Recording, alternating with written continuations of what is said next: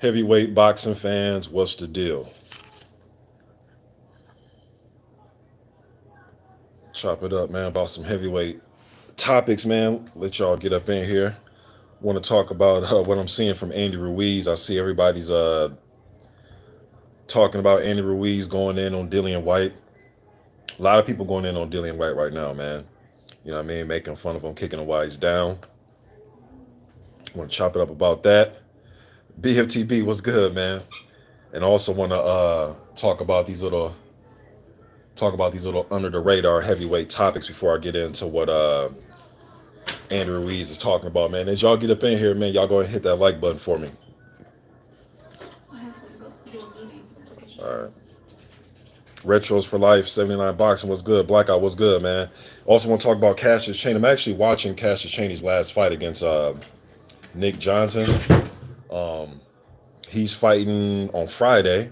Then you got Marco Huck taking on Dennis Lewandowski on Saturday. And also Saturday, we got Daniel Dubois taking on Ricardo Schneiders, man. Um, so some little under the radar heavyweight stuff going on. Dubois, the big name for this weekend.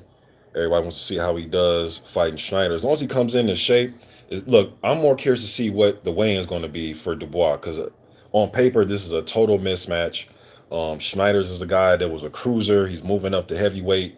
Would have way rather want to see Dubois fight for, man. You know, thought that had been more competitive. Schneider's gonna get knocked the hell out based on what I've seen on YouTube watching his fights. His come forward, high guard, heavy feet, type of style against Dubois, he's going to be right in line for a straight right hand. He's going to get knocked out brutally, I think, this weekend. This will be a huge upset. Dubois, as long as he comes in shape, he's not super overweight or anything like that. And from what I've seen of his training and stuff, and him in his backyard with his brother and his sister, seems to be in pretty good shape. What's good, Fanon? I caught your live this morning, man. Excellent show this morning. Mark Blake, what's up?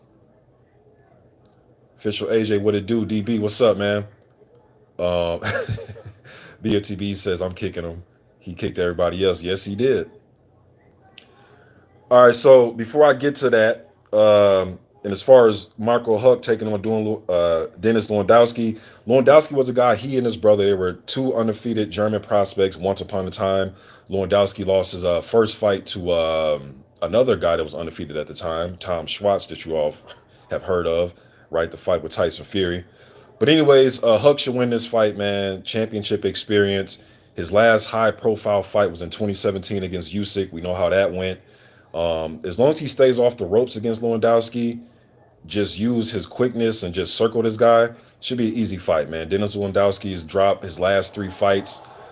His last fight he actually lost to what's Dillian Whyte's little protege. Not the guy that fought, not Alan Babbage that fought on Saturday, but the other kid, Fabio Worley. He lost to Worley in his last fight. Huck should win this fight pretty easy, man. I'm not sure how much noise Huck can make at heavyweight. Maybe if he wins this fight, he tries to get a fight against another hot German contender like a Ajay Caballero, something like that. Try to work his way up, but I don't see Marco Huck. Maybe he'll get rated by the WBA or WBO. You know how these sanctioning bodies do, especially to a former title holder, especially the WBO, because he was the WBO cruiserweight champion for about 13 defenses before he lost it to Glowacki. I think he had like 13 or 14 defenses. And then Cassius Chaney, his fight with Chauncey Williver. Williver's a guy that has like 70. Hold on, guys. He got like 75 fights, man. Only been stopped 3 times, and I think twice he just retired in his corner. And then once was a legit knockout. But anyways, Chaney should win that fight pretty easily. Look, Chaney had 4 fights last year, man. Remember the fight with Joel Cotto? Remember he knocked him out the ring? Then Cotto got back in the ring, made it up the apron in time, and got back in there, and Chaney stopped him. Then he had to fight with Nick Jones at the end of the year last year. He had 4 fights last year, man, so he was staying active, and then COVID hit, all right? So he'll be back this week, and he should win his fight, all right? So I took care of Cassius Chaney and Chauncey Williver fight, taking place Friday. Marco Huck, Dennis Lewandowski on Saturday. Dubois on Saturday as well. Curious to see what the weigh-in is going to be for Dubois, though. Just make sure the kid's on point with his weight. But that's pretty much it. Now, let's get to this Dillian Whyte. All right. Big Boys Boxing, what's up, man? This is what I'll say about Dillian Whyte, man. Look, when you talk as much shit as Dillian Whyte, you can't be. And I'm not saying Dillian Whyte per se, him, but a lot of the fans I'm seeing, like a lot of the UK fans, or just people that are big fans of Dillian Whyte, they're like looking for this sympathy, man. And there's not gonna be no sympathy given. You know what I mean? You can't call dudes cowards and just coward this, coward that. He's running from me, this, that, and the third, and then you get knocked out, put to sleep. You turned the ring into a Motel 6. You know what I mean? The only thing you need was a blanket and a pillow. And you can't be looking for somebody to feel sorry for you. And to me, taking this rematch immediately is a big mistake.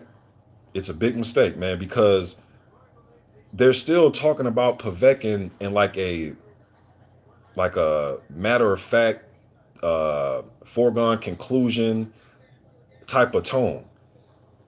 Now, I seen the video of Dillian Whyte saying that, I'll be back. Video he came out with yesterday. People saying, see, this what a real fighter does. He shows his face and blah, blah, blah. Look, man, you're a real fighter when you get in there and fight. You know what I mean? As far as showing your face after a loss or whatever, I mean, yeah, that's cool. That doesn't necessarily mean he's going to win the next one. It just means he was able to, he showed his face the next day and told us he's going to be okay and he wants a rematch. That's cool. But to some degree, I think Povetkin is still being overlooked by Dillian Whyte and his just his core followers. They're just acting like, oh, only thing he needs is a rematch and then he'll win and then we'll move on to bigger and better things. You're still looking past the task at hand. Maybe this is just some old school type of way of thinking, but maybe like these new school fans don't know about, hey man, focus on what you got in front of you first. Quit worrying about Tyson Fury and Deontay Wilder and who's a coward and this, that, and the third. Look, man, you got to focus on Povetkin because that punch you got hit with, if it was so matter of fact, you would not be getting hit with uppercuts all the time then, man. Um, Tresura landed a boatload of them on him, but he couldn't stop White. But the one by AJ was an uppercut that put you out. Saturday you got put out by Povetkin, and then the Ruiz dropped you with an uppercut, but he couldn't capitalize and get you up out of there once you got up, and you were hurt on all of these. So and Dillian Whyte said, hey, that's a punch that I'll practice blocking and training camp and sparring hundreds of times. Well, you should have worked on it 101 times because you just can't get out of the way. And then just his style, man, Dillian Whyte is a very heavy-footed fighter. He's very heavy foot, clunky, awkward, and sometimes it works to his advantage. But Dillian Whyte's the type of guy, man, as a free swinger as he is when he throws his punches and he has heart, determination, all that shit, he's always going to be in line to get hit with the other fighter's best punch. Always. If your best punch is a straight right hand, he'll get hit by it. If your punch is a left hook, he'll get hit by it. He just, this type of guy he is. You know what I mean?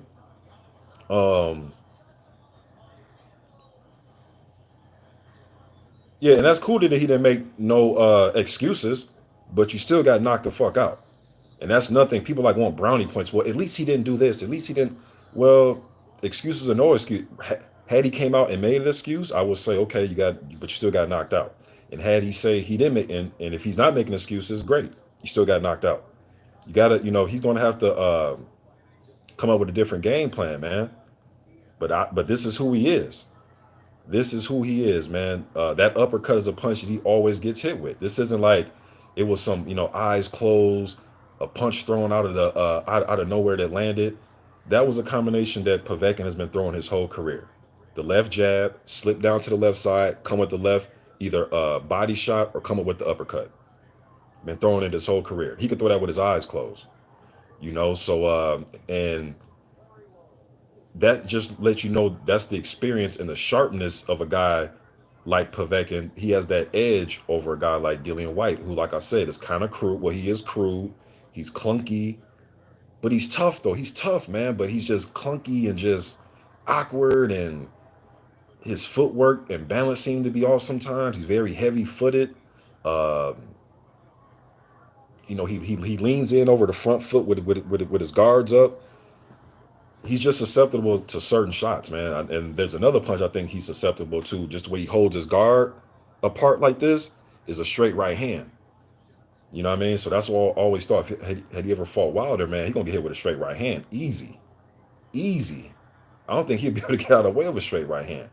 You know what I mean? So, but as far as Andrew Ruiz talking shit, I'm hearing people say, Who is Andy Ruiz to talk shit? Ooh, and I'm sitting here like, well, first of all, man, he's a former unified champion.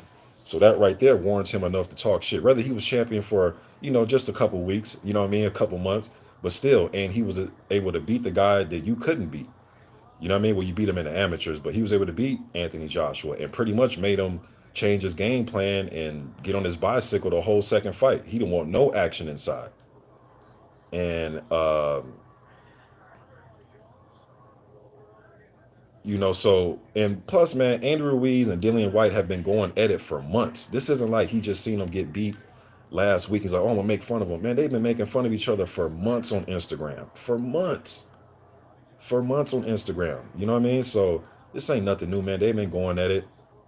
Um, this is nothing new, man. Andrew Ruiz and Dillian Whyte going at it is nothing new. So him getting made fun of, getting memes made of him. Hey, man, Andrew Ruiz got memes made of him as well, right? When he lost. People bringing up food and sinker bars and all this other stuff. It is what it is, man. I don't really see much into them going at each other. They've been going at each other for months. It's just so happened that Dillian Whyte just got knocked out. So now it's I'm hearing Tony Bellew say I'm gutted and all these people over there saying they gutted and this and that for Dillian and had Deontay Wilder not did this and did that. Just the same rhetoric and BS, man. Dillian Whyte had his chances, not only to fight Wilder, he had his chance to get a rematch with Anthony Joshua, and he turned down. So people keep crying about this title shot thing. It's like, look, man, why did he turn down the Anthony Joshua rematch? He would have been Anthony Joshua's opponent instead of Andy Ruiz, but he turned it down. Dillian Whyte did. And then with the WBC side of things, look, man, they offered you Dominic Brazil. They offered you Luis Ortiz. You turned that down. So all this feeling sorry, man, no. And you're a tough, durable guy. I like seeing Dillian Whyte fight.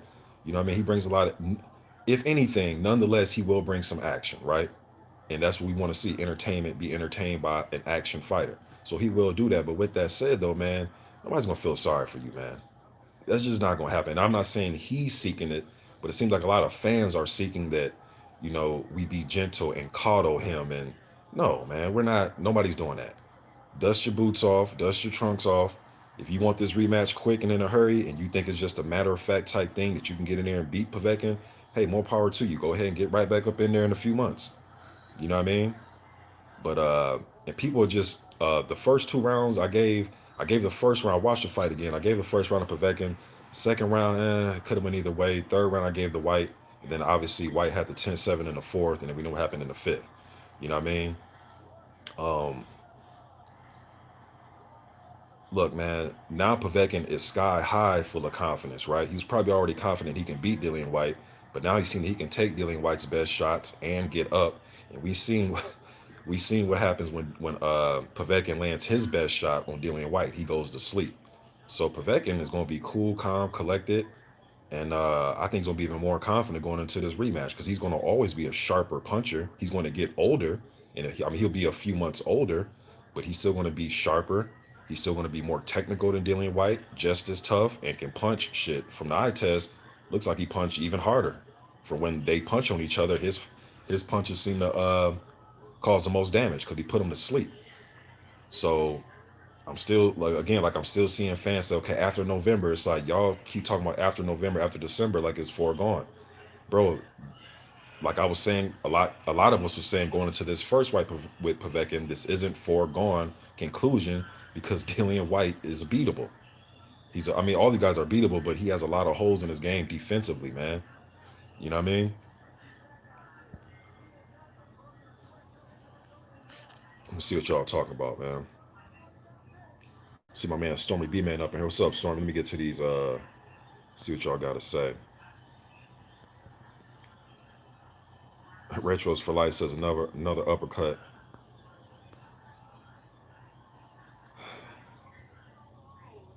Let's see here. Quasi YM, what's up, man? Bruce Goes, salute. Quamada says Whyte looks like Bambi sometimes. Yeah, man. Me and my wife was watching it, and she was like, "Why does he always look like he's off balance?" And She said front foot heavy. She listened. My wife be copying my lingo, man, but front foot heavy, and I'm like, that's just his style. Mainly because he wants to, get full grip, and he wants to throw everything. When he throws those big shots, he wants to plant his feet and get everything into it. But the thing is, when he misses, he's there for the counter a lot. Because even the uppercuts he got hit with, he was on the defensive. I know for the Rivas fight, he was on the defensive, moving around, boom, got caught. This one, he was throwing a shot, rolling back, anticipating the shot to go to the stomach, came back upstairs, boom, anticipating it on defense, right? Got caught. So he's getting caught on defense.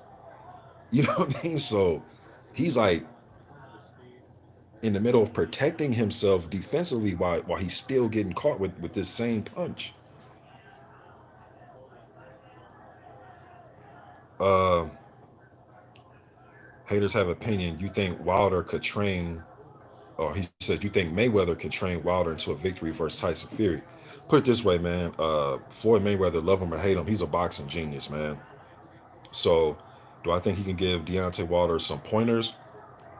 Of course, of course. That's like going to MJ or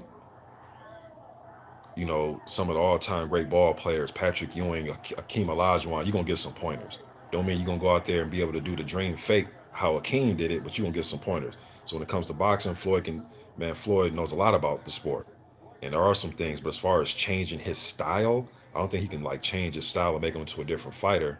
But just things that he can pick off on Tyson Fury, I think Mayweather can give him some info on that.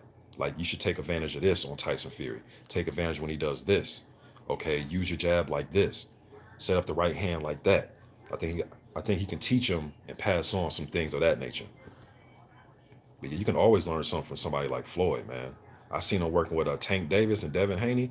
Man, Floyd know what he's talking about. I might not agree with a lot of his things outside the ring. But when it comes to inside that ring, when it's mano a mano with the other fighter, oh yeah, you definitely can learn some shit from Floyd. And his work ethic, just being in a camp with him, I think will be tremendous because of his work ethic. Floyd has one of the all-time great work ethics, man.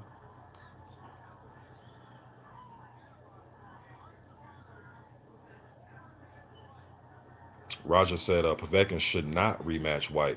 Why should he? I think he'll just play along with the politics. He wants to, stay in. He'll want to stay interim, and then he'll just go along with the WBC. Because a lot of these fighters love having belts, whether they're interims, regulars. Fighters love these belts, man. Gold, silver, they love them. I think he'll follow along with the politics of the WBC. But I know what you're saying. Hey, you beat Dillian Whyte. You got the name. Fuck the sanctioning body. That's how I would think. And speaking of Mayweather, that's what Floyd would do sometimes. You know what I mean? You got the name under your belt. You got White as your victory. Now let opponents chase you around. You know what I mean? But I think he'll follow the politics of the WBC and stay within the clause, and I think he'll do the rematch. Plus, he signed a contract, right?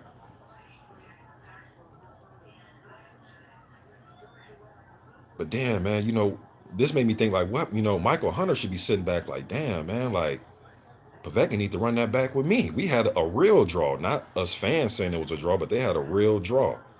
So I know Michael Hunter's sitting there like shit. I know Oscar Rivas sitting there like, what I mean? There's a few guys probably sitting there like shit. They want they crack at Povetkin. You know what I mean? Not sit back and watch Dillian Whyte get his shot. Stormy was good, bro. He says it's another case of another fighter failing to progress in their career, looking to feast on soft touches to skip line to the top. Yeah, and their mistake, bro, was thinking Povetkin is a soft touch. Look, when I did my last top 25 heavyweight rankings, and on February 25th is when I did it.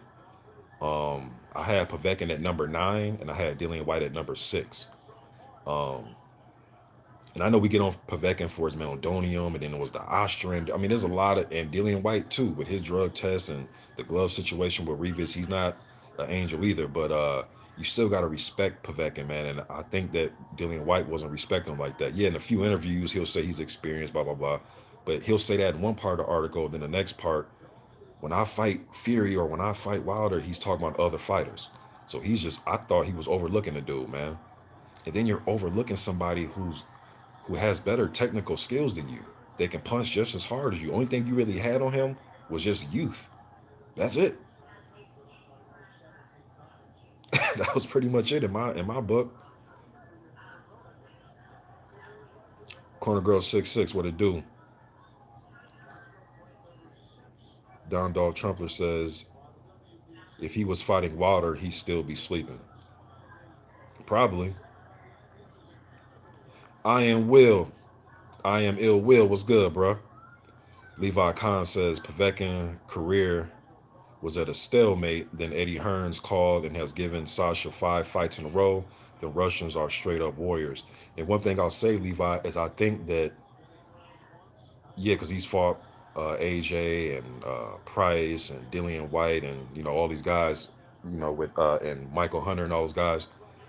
And I think to some degree, though, bro, I think Eddie Hearn was bringing him in for a guy that is still, even if he's bottom of the top 10, still a top 10 name, somebody who's linked to Klitschko and somebody that's linked to Anthony Joshua, gold medal, good record.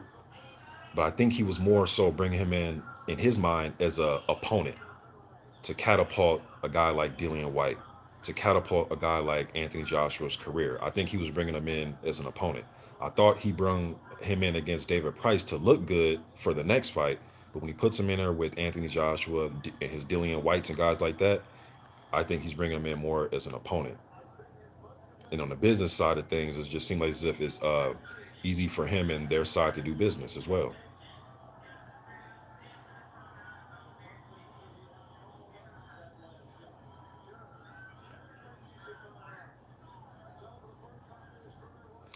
Levi Khan said, can you name a heavyweight that's more of a soldier than Sasha Povetkin?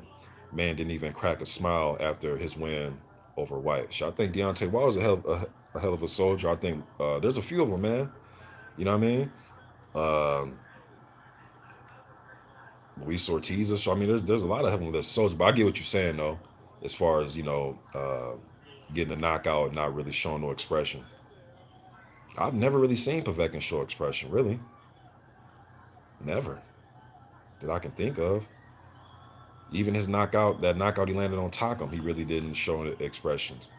The knockout over Dubois, I don't think he's like expressionless. He really doesn't do any of that. Not I'm really thinking about it.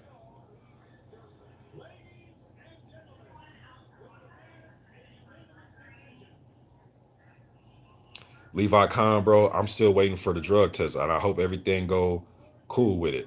Because you can say what you want about these fighters, man, but I just hope that these drug tests come back clean on both ends, not just Povetkin but on Dillian Whyte as well.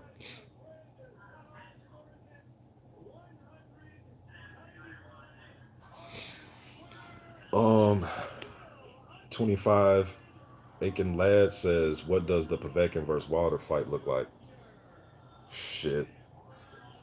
If Wilder can keep him on the outside, I see Wilder knocking his head off. If Povetkin get inside, get close range, and get mid range on Wilder, it could be an interesting fight, man. Very interesting fight. And this is what I was saying in 2016, going into their first fight that never came to fruition. But when that fight was approaching and getting close, I was saying the same thing then. I'll say the same thing now. I think their styles are pretty much still the same. If he keeps it on the outside and he getting lined up for right hands and his head movement isn't up to par that night, and he's in a twilight zone, meaning he's really not all the way on the outside but not all the way on the inside, he's gonna get knocked the fuck out. But if he can get in on the inside and Wilder, work the body, come with them overhands, find a home for that left hook or that uppercut, or catch Wilder trying to push him off by extending his arms, he can come up with uppercuts and take advantage. If Wilder's shooting out a lazy jab or a jab sitting out there too long, come over top of his jab. If Wilder throws a right hand but throws it out there too long, try to come over the top of his right hand with your left hook, something like that. But you definitely have to get on the inside. Big Boys Boxing says, man, White should be dragging out the rematch to make the old man older. More so since the mandatory shot has been pushed back. Yeah, but it's that fighting spirit in him, man. It's that he's embarrassed. Don't forget, don't think Dillian Whyte's not embarrassed. Nobody is going to not look, bro. We're still human. You can get back in the gym. I know he's a professional, but there is some embarrassment. He is embarrassed, and he wants to get back in there. And also, there's his fighting spirit of wanting to get his lick back. You know what I mean? I do believe that a lot of these pros, man, they want to get their lick back. You hit me once, I'm gonna hit you back 5 times. So I definitely think he has that in him, but he's embarrassed, and he wants to get back in there as quickly as possible to erase this mistake. But that's another. You're just overlooking him, man. You're overlooking Povetkin still, not by wanting a rematch, But I think because of the motives of wanting to rematch, uh, may not be the right motives to get back in there right away. But we'll see though. Povetkin will be a little bit older, but he has figured out Dillian Whyte.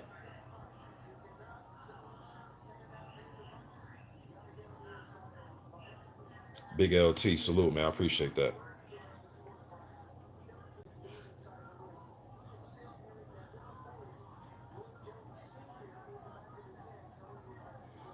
Let me see. Retros for Life, something like boxing says, man, I want to see all these prospects fight each other. This new crop is too big and filled with padded soft touches. They'll get in there eventually, bro. Because we were saying this about 3 4 years ago about this current crop. So the next 2 years with this pandemic and everything, but we'll see. But if everything keeps continue to go smooth and we start scheduling matches, they'll definitely be getting in there because these sanctioned bodies, man, it's only so long that all these guys are staying undefeated, right? They're going to eventually get pushed into title elimination matches. They're going to have to square up against each other eventually. I am ill will says Mr. Boxon. I think Dillian blocked me on Twitter. I think Dillian blocked BFTB before. I think Dillian Whyte does be blocking people. I think BFTB said that Dillian Whyte blocked him as well.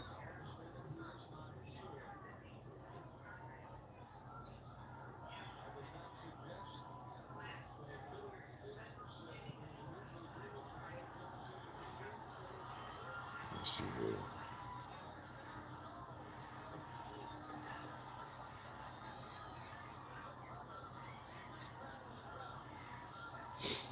Klitschko versus Wilder in 2017. If that would have happened in 2017, mm,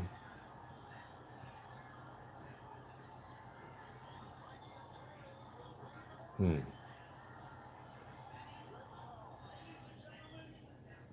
I would have probably 2017. I would have favored Wilder, and then we would just want to win. We would have had to go from there as far as when the fight actually took place. But I'll probably favor Wilder in 2017.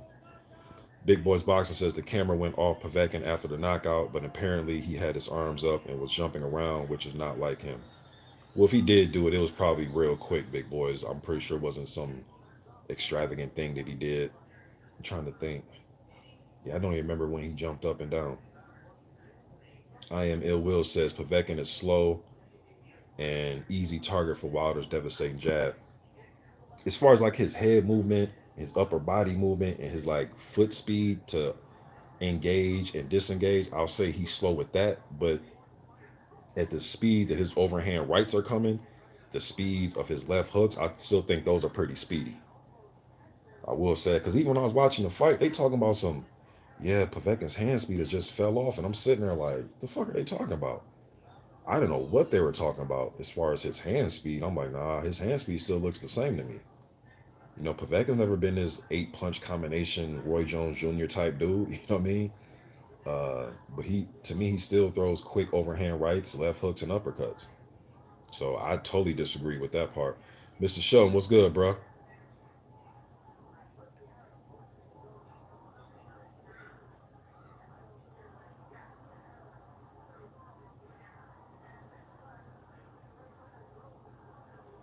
Indeed, Levi Khan. Prayers to Jacob Blake, man.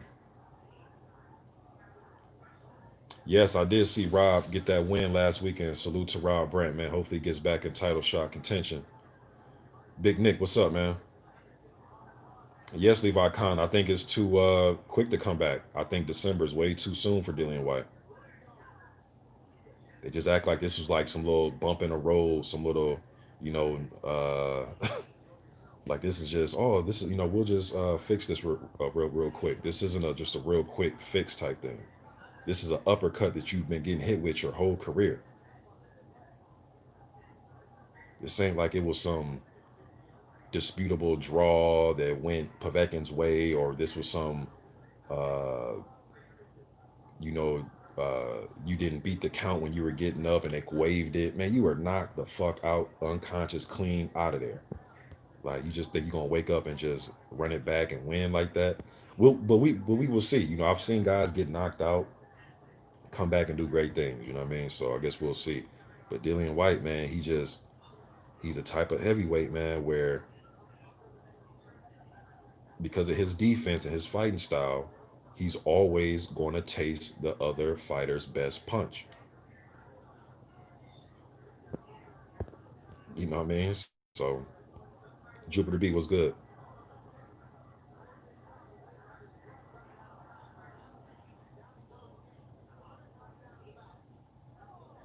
And then David Hay was saying some shit I didn't understand. It's like, man, like between Tony Bellew, David Hay, what's the little trainer, man? Fanal was talking about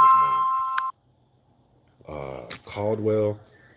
All these people, man, are saying stuff like, some of them are saying that they want to see the rough and tumble Dillian that fought Rivas and Parker, and that Dillian was close to 260 pounds. Then some people are saying this is the best they've seen Dillian up until when he got knocked out. I'm with the crowd that says this is one of the better Dillians I've seen because he was patient. He was fighting as a patient fighter, using his. He wasn't changing speeds on the jabs or levels on the jabs, which I thought he should have. But nonetheless, his jab was popping Povetkin back. Anything he landed on Povetkin, man, it was like moving Povetkin's body. So like the physicality, I gave that edge to Dillian because even shots that was hitting Povetkin on his shoulder or he was catching it on his glove, it was still like moving him and shifting him around the ring, and that jab was popping Povetkin's head back. But and I thought when he knocked Povetkin down, he was smart enough to realize that okay, this that first knockdown, Povetkin ain't really hurt like that. Let me stay composed and stay on the outside and work my way, right? The second knockdown, Povetkin was going for an uppercut actually, got hit with a hook, went down. Dillian still approached the situation cautiously. I like that. You know what I mean? You always say you want a fighter to learn and grow. So in that aspect, he has learned, right? And still got knocked out. Like that's the thing. He almost fought the best fight he can fight and still got knocked out. That's scary, man. He fought a good fight.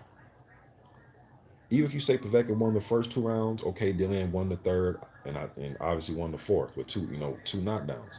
And you can argue that he probably won the second and still got knocked out.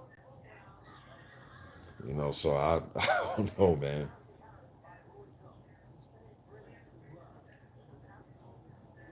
Oh, Clive Rutherford said the ref told him to calm down and start. Okay, I didn't.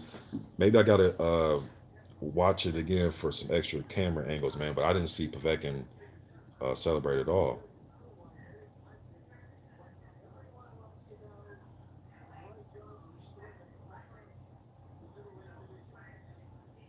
Yeah, I remember when Povetkin fought Ruiz. I remember that.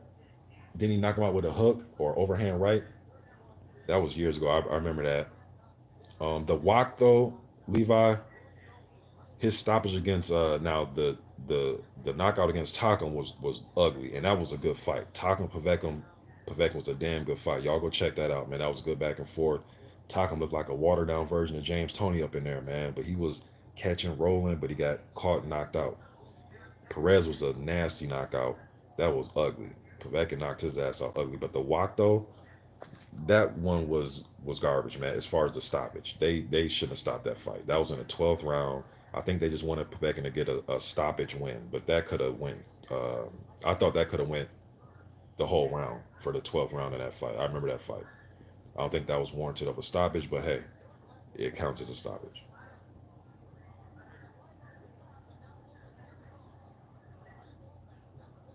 You think Povetkin looked slower in his fight Jupiter with White than in his last two fights?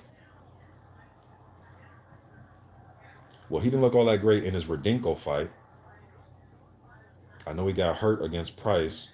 Man, Povetkin just looks the same to me, y'all. Like this Povetkin looks the same to me, man. Maybe it's just me, but he looks the same he did against Marco Huck. Looks the same against he did against Radinko and all these other cats to me, man. I think he starts to slow down middle to late in fights more than he did when he was younger. But the first few rounds, at least, though, he looks the same. He's just a guy that has always had a problem with a good jab. You wrapping him up on the inside, and he could be moved around if you're a bigger guy than him. He could be pushed around a little bit or knocked off balance a little bit. I'd rather say, but it looks the same to me, man. Honestly,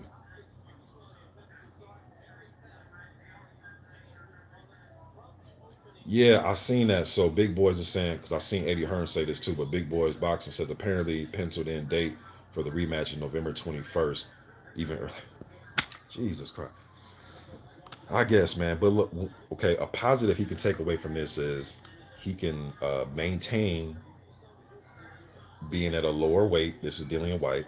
He said Dillian Whyte says he's going to take about 12 days off or something like that. In his interview, I seen him say about 12 days off and to get right back at it.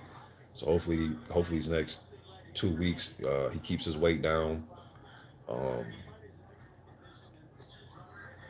but it's the warrior in him that wants to get back in there, man. But I don't. Maybe you need like a little journeyman, man. Before you get back in there with a guy like Povetkin. But we'll see. I don't think it's a good idea, man.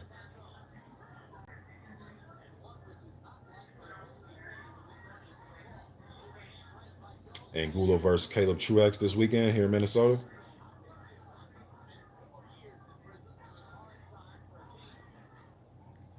Will Stokes says White has got to have one of the most underrated jabs in the division. It's a nice ramrod type of jab. I wish he would change levels on it. I wish he would jab to the body, jab upstairs. But everybody doesn't work their jab the same.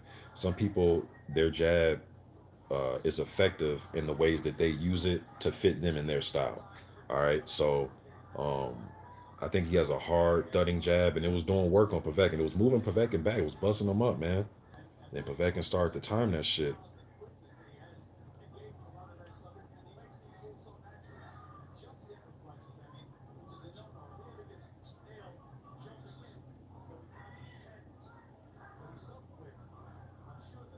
I agree, Big Nick. That type of shit, man. That punch he took, man.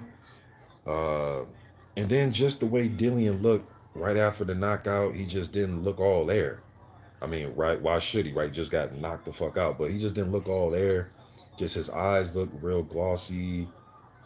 When he was walking out of the venue, or the Hearns home or whatever the hell, he's walking, and he's like looking this way, but the person over here is talking to him, then he's looking that way. He just didn't. He just not to be funny, man. He just didn't look right, man. He just don't look right. He looked like he may be on the verge of being a little bit punchy, man. You know what I mean? They're just treating this like some disputable 12 round close nail biter or something, man. Like, dude, you got knocked unconscious, man. Like, and they just gonna throw this dude right back up in there like that, man. Against a guy who's a like Povetkin's a shark, man. This ain't just some little. This ain't like some journeyman, man. You know what I mean? Like, you obviously cannot get out the way of uppercuts, and that's one of Povetkin's favorite punches.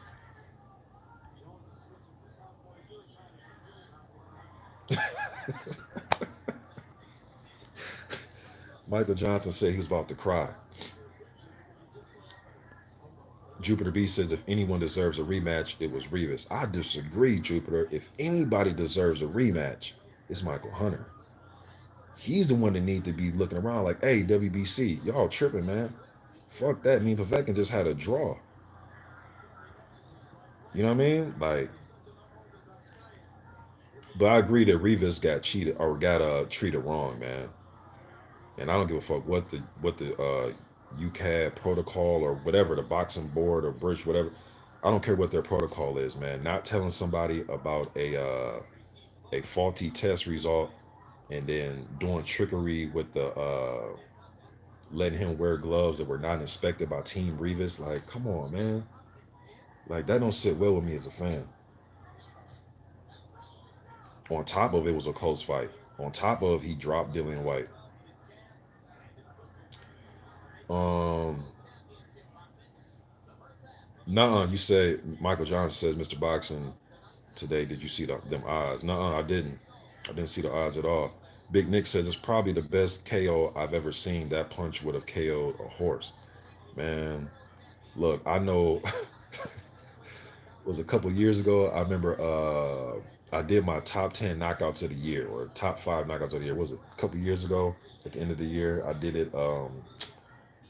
Who got knocked out brutally? Well, Wilder knocked out Brazil. I mean, there's been a lot of high profile fights like Wilder Brazil, but Christian Hammer knocked out Michael Sprott something nasty a couple years ago.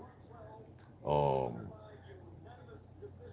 Shit, speaking of Dillian White, shit, he knocked out Chisora something nasty too. Speaking of Chisora, he knocked out Takum something nasty too with a one punch.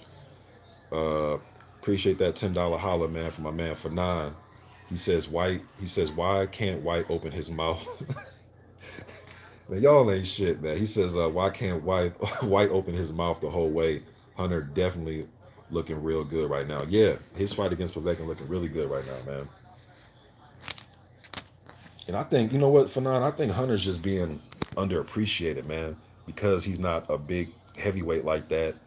And but he's beaten Kuzma. And I know these guys I'm naming aren't like the creme de la creme, but these are solid, guys that are trying to break through to contender status. Some of them are even rated by some of the sanctioning bodies. But Sergey Kuzman, Ustinov, who's like 6'8", 300 pounds for Hunter to just stop him was cool. And then the Martin Bacolia Lunga fight. But Bacolia's a guy that's making a good comeback since his loss to Hunter. You know what I mean? Hunter's not getting enough respect, man. Let me see here. Yes, Posh, y'all go hit that like button for me, man. Give me an Alexander Povetkin uppercut to that like button. But yeah, Dillian White cannot expect no sympathy from anybody right now, man. None at all. None at all.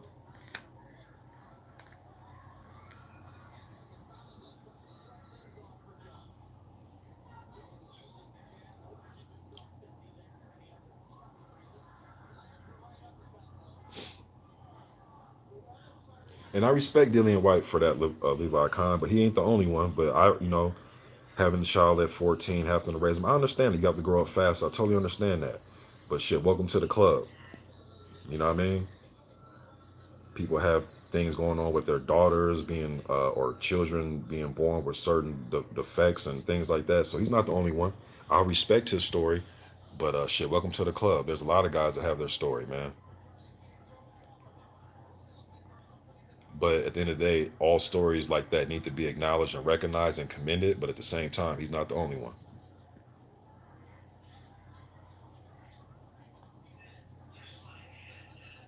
Man, that knockout was nasty, man. Michael Johnson says WBC, all that flip floppy stuff they've been doing, they could have called a mandatory fight for Hunter against Povetkin or even with White. Yeah, they like pick and choose, man. They just pick and choose too much. Like that shit didn't sit well with me, and this ain't Deontay Wilder's fault, but that shit didn't sit well with me when they made Brazil the mandatory. Brazil was rated number 6 at that time. Molina was rated number 12. How the fuck can a number 6 guy and number 12 guy fight, and then the winner of that is a mandatory? That's crazy. They should have just paired the winner of that fight with the winner out of White and Helenius, which it was White, and had Brazil versus White. But then that really don't matter anyways because Brazil offered White the fight. You know what I mean? A couple times, and White turned it down. So White fucked up his own title shots, man, with the WBC, and he could have had his rematch with AJ, and he turned that down because he said that Hearn wasn't showing him the bag. So he fucked up his own chances. No sympathy for Dillian Whyte, man, at all. No sympathy at all. Big Nick says, "What do you think of Alan Bobic? I like him, but he is small. He will come up unstuck against someone who jabs." Well, I like the fact that Babic is calling out Filip Perkovic, um, and Babic thinks, and he's seems mentally strong, right? That his style of coming forward, chopping you down is gonna work against everybody he fights. That's the type of shit he's saying. Um, nah, it's not gonna work against everybody, bro. Once you get a good jab in your face, somebody that can circle you, somebody that can wrap you up on the inside, somebody that can walk you backwards, somebody that's gonna make you start to go backwards, then we'll see the real Babbage after that. Once I see him getting there with somebody that's gonna force him to go backwards, how he's gonna respond? Is he gonna respond by just going backwards, keeping the high guard up and getting, the death of 1,000 jabs? Or does he know how to slip a jab? Does he know how to pivot? Does he know how to wrap you up on the inside and then dig shots to the body? Does he know how to do that type of stuff? We don't know yet. But as far as excitement, as far as his style, I love it. Shit, come forward, throwing hands without taking a breather. As a viewer, as a consumer, I love watching that. You know what I mean? But we gonna see. Appreciate that $5 holla. Again from my brother Fanon. He says, by the way, I saw 3 KOs in 2019, as good as Povetkin's, Brazil, and Ortiz. Also maybe comment. Yeah, I'm trying to think, man. Because even just the heavyweights, I know y'all cover damn every division or the most important ones, but just with the heavyweights, I've seen quite a few. I just can't think of all of them off the top of my head. There's a few other ones, man. I have to really sit and think. But shit, Wilder, man, he pretty much has a KO for every year. That's right up there, right? Stavern, Ortiz. I mean, every year Deontay Wilder delivering a nasty KO. But that one that Christian Hammer did against Michael Sprott was nasty though. That one was nasty. I think that was like more 2018 though. Let me see here.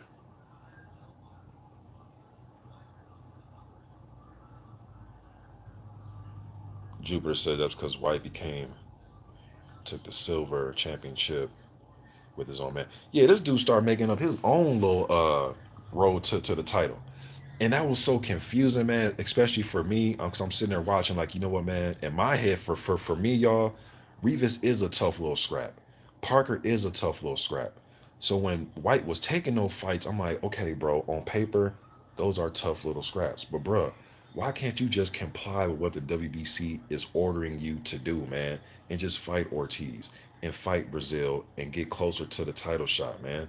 Why are you detouring and still fighting good fights, but it's not the fights that will mandate you for a title shot though. You're doing your own thing, man. You can't just you can't do your own thing like that, man. So on one hand, tough little scraps, but on the other hand, they're not getting you closer to a title shot.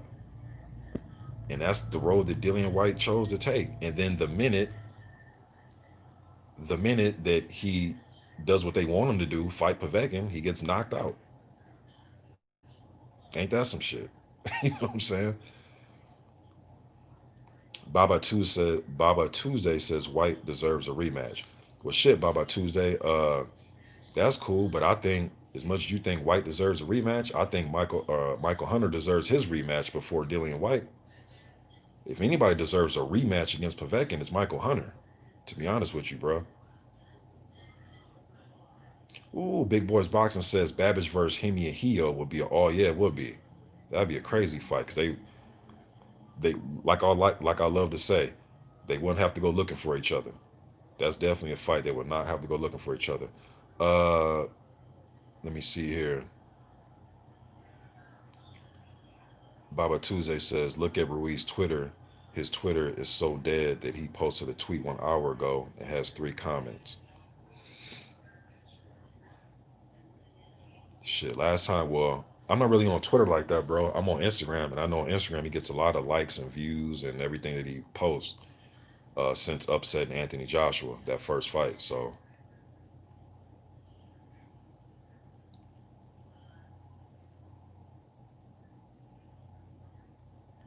let me see.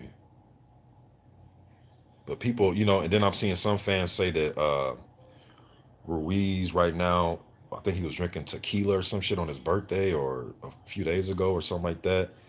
People still think he's doing too much of enjoying his money that he received from the fights with Anthony Joshua. Think he's still not taking it serious. But one thing I will say is this, man. If you if you take the time to look at the pictures and photos of him or videos of him drinking tequila and all that type of things, cool. I get it. But you also have to look at the pictures and videos and everything he's posting of him being in the gym, putting his work in too. Because over the last few months, I've seen a lot of those videos of him training in the gym, hitting the bag, hitting the mitts, and looking fast, powerful, and things of that sort. One thing I will say about Andrew Ruiz, man, and I was saying this going into the AJ rematch, and people are like, "See, Mr. Boxing, I told you he wasn't taking it serious." And cool, because when he hit that scale, it made us think like, "Damn, this whole time he wasn't taking it serious." But Andrew Ruiz is so hard. He's one of them fighters, man, and there's a few fighters like this. It's hard to follow them on social media and think because of what you see on social media and try to pinpoint that to, okay, this is what he's about. He's not training. What I mean by that is this. And Ruiz the type of dude, he's always been posting money, stuff on Instagram to make you think that he's not training. Even when he fought Devin Vargas, right? 2 days before the Devin Vargas fight, he's on he posted a picture on Instagram of him. You know how the rappers, they hold the stack of money next to their ear? I think 50 Cent started this shit. But he hold the stack of money next to his ear like he's talking in a phone. He was putting pictures up like that, but a day before the Devin Vargas fight. Did it make you think like, damn, is this kid ready to fight tomorrow, man? Like, why is he posting rapper photos, right? Um, this before the AJ fight, he was posting pictures of like him and his I think he had like a Porsche or something that he drove. Then he put up another picture of like uh I think his young son. He spelled out his son's name in $100 bills and had his son sitting in the middle. I mean, he's always posted these type of pics. It's just that now he's able to post it uh, more of them because he has more money and more shit to floss, right? But he's always been like a guy like that. So you really can't tell with him, right? And then on the flip side, there's been times where I thought guys were going to be in phenomenal shape based off of what they were posting on Instagram. Take a guy like Lucas Brown. Could nobody have told me that Lucas Brown was not going to come into the Dillian Whyte fight in excellent shape? Why do I say that? Because every day he's posting bike riding, hitting the bag, hitting the weights, uh, calisthenics, all this shit. Man, they had the weigh in. I'm sitting there like, what the fuck is this? He was nowhere of being in shape. And he's not just photos, y'all, but it was all types of shit he was posting. Videos. Man, Lucas Brown came in out of shape as hell.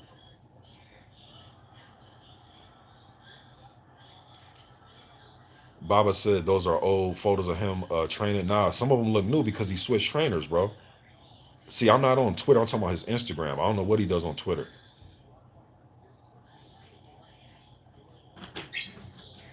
See, nah, Baba, I'm talking about what he's doing on Instagram, bro, not on Twitter. Because before the AJ fight, he's training with Robles. You know what I mean? And this one, he's with his new trainer, Baba, and this is all new. But I was saying all that just to say, man, with Andy and with a lot of these fighters, even if they are posting stuff on Instagram, you really don't know until they get in the ring, man.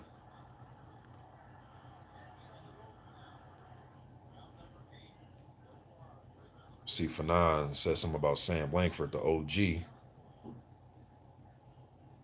Oh, you're replying to Levi Khan. Yeah, that's a damn good candidate, Fanon. Sam Langford, yeah. Um, if we're talking more like modern, like, within the last like 30 or something like that, 30, 35 years, Fanon went super old school, but shit, Sam Langford definitely one of them, especially from that time and era where they wasn't really giving us title shots till Jack Johnson broke through. Um, if you want to count a guy like Peter Jackson, but I mean, if we're talking about the last like 35 years, stuff like that, I had to say like guys like Andrew Galata sticks out. Ika Buche sticks out. I mean, so I can go on and on, man, but those are two that jump out right off the top. Galata and Bea Buche. If we're going by, like I said, like the last 30 years or so.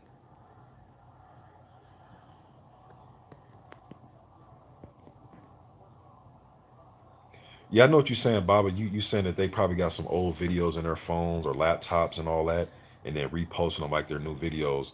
But these are new because I've been following, bro. I've been following these dudes for like years, years on social media. So from what I've seen of Andy, I do believe that these are new.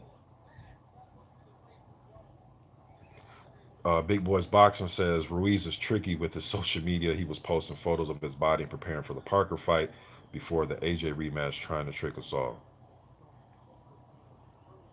Yeah. Levi Khan says fantasy fight Marciano versus Povetkin. Who wins? If I could, $5 holla, I would. Trust me, it's all good, man. For nine, they gave me the super chats today. Look, man, if y'all ever donate to the channel, man, I never asked for it, but if y'all do because you appreciate the work and the content, I appreciate it, man. But if not, that's cool too. But as far as that fantasy matchup, man,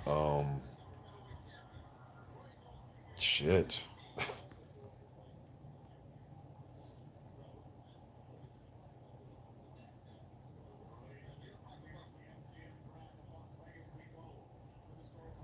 I don't know, man. That's a tough one.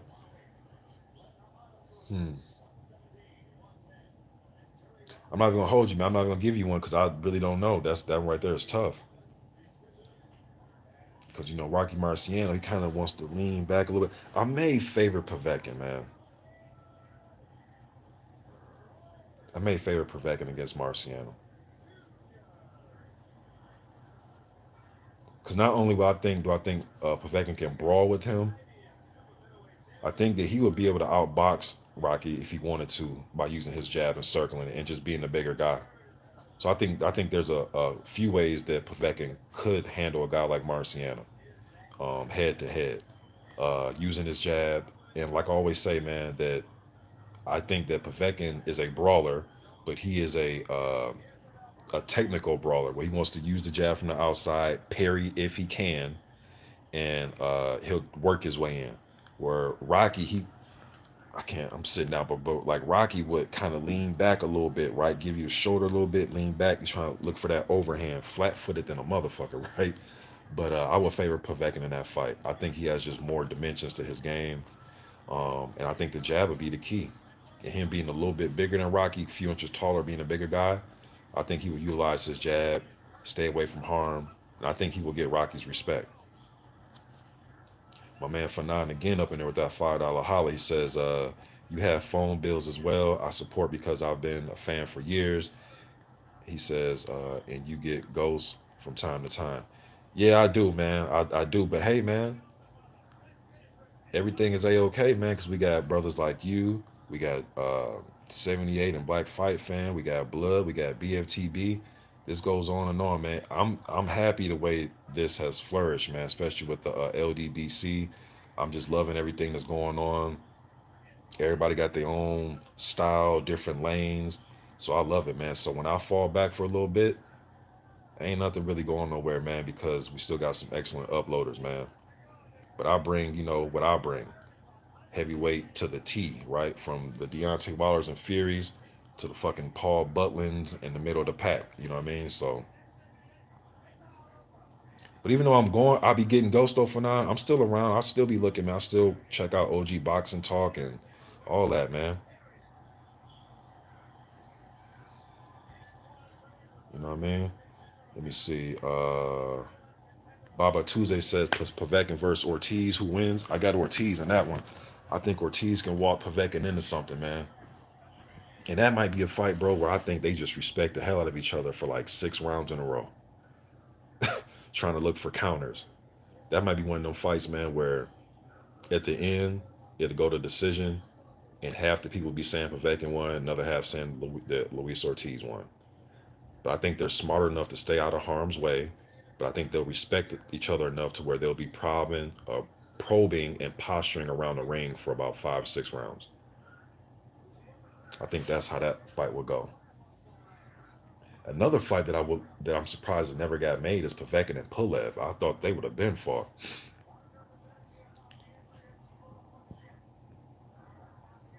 Let me see. Let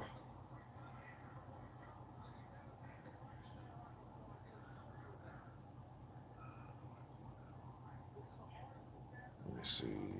Big Nick says, "What's your thoughts on the new division they want to bring in for small heavyweights? Bullshit. Man, we don't need no damn small heavyweights, man. We don't need that, man. We just seen what a small heavyweight just did to a. I mean, shit. He came in at 250, so I guess Dillian Whyte could be considered a big heavyweight, right? We just seen what a small heavyweight does to a guy like that. Andrew Ruiz, although his weight is up there, his reach and height is way down there, right? Compared to Joshua and the Furies and Wilders, right? We seen what he did to AJ in the first fight. We just seen what. So I'm saying that to say this, man. We don't need to do that. I think it's just ridiculous, worthless, and only people that would be um, Only people that would help is these sanctioning bodies so they can create more belts, more sanctioning fees, and more confusion. We don't need that shit, man. So they need to keep that idea to themselves.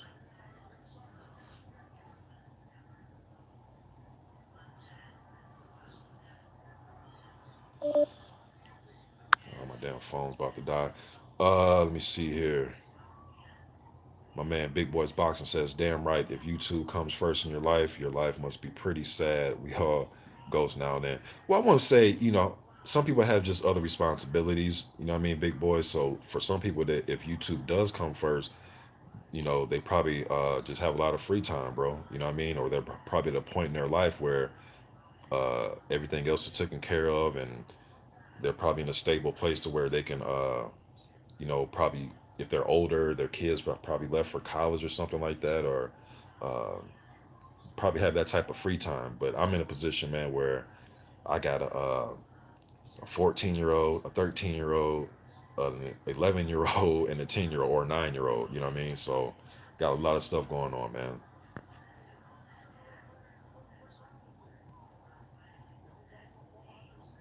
And then now we're doing distance learning. So when I do start pumping out my lives, they'll be like more noonish. You know what I mean? Once a couple weeks here when school starts, because we're doing distance learning here where I'm at with the schooling and everything. Levi Khan says Andy got a new neck tattoo, so you can tell if the videos are new or not. Oh, okay, I gotta look for that one. Bruce Gold says, remember when Weaver aced John Tate? Tate was never the same. Sometimes a total clean KO would do that to you. How can I forget, Bruce Gold? Tate was winning that fight. Big John Tate was winning that fight, man, and went down face first. And then I want to say Tate had another fight like that. Was it a fight against Burbick? He had another similar fight like that where he got knocked out again in the same fashion. And then Weaver went on.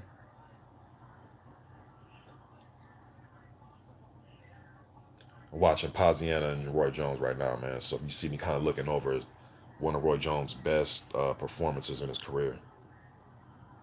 Poziana had no he had no business being in the ring with no damn Roy Jones Jr., man. Levi Khan said they saying Takum versus Huck next. Ooh, I think that's a little brawl. I'll probably favor Takum in that one. All right, Big Nick, salute, man. Appreciate you stopping through.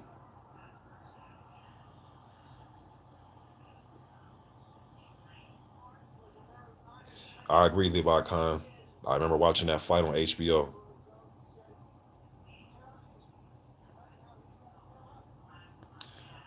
But man, well, I got close up to 75 people, man. So definitely more people filing in. I know on Saturday was close to 200 people, man. So appreciate y'all.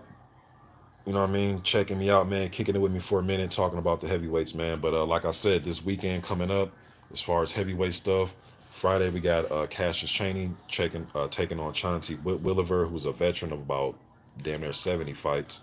Saturday you got Marco Huck taking on Dennis Lewandowski. And also you got Daniel Dubois taking on Ricardo Schneiders. And I will be going live for the Dubois Schneiders fight. So check me out on Saturday, man. But I'll be dropping more videos until then. But until then, y'all be good. I appreciate y'all showing up, man. I'm gone.